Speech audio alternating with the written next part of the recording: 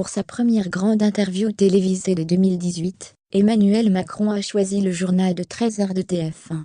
Si le choix de cette émission pour un grand oral peut surprendre, Jean-Pierre Pernaut ne reçoit jamais d'invités politiques sur son plateau, il est loin d'être anodin. Il semble, au contraire, très stratégique.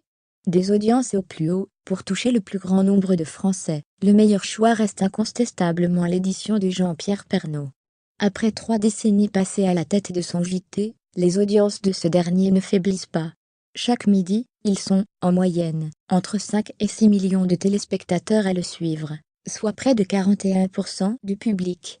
Une édition qui séduit aussi bien les jeunes 30% de part d'audience sur les 25-49 ans, la fameuse ménagère de moins de 50 ans responsable des achats 31,3% de PDA, et les cadres 34,8% de PDA.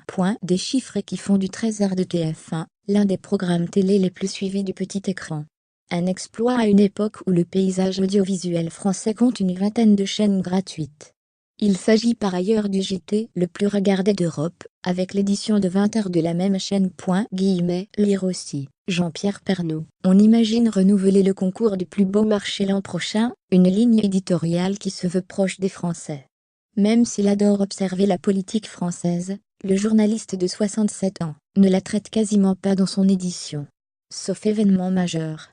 Je n'aime pas relever les petites phrases des politiques, nous expliqua-t-il en février dernier à l'occasion de ses 30 ans de JT. Voir la vidéo en tête d'article. La force du successeur d'Yves Mourouzi demeure liée au contenu de son édition, dont l'essentiel repose sur des reportages réalisés dans les régions. C'est un journal qui se veut plus près des préoccupations des gens. C'est parler aussi bien de Paris, de Marseille que de Brest ou Strasbourg. Grâce à nos reporters déployés aux 4 coins de la France, 150 journalistes dans 19 bureaux, on montre des personnes âgées en difficulté, des paysans, des pêcheurs, nous confia-t-il encore.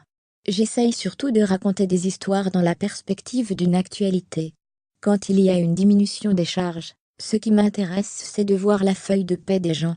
Préoccupé par la défense du patrimoine français, il multiplie aussi les reportages à ce sujet. Cette année, il a même lancé le concours du meilleur marché de France, une implication qui rappelle celle d'un personnage apprécié du président.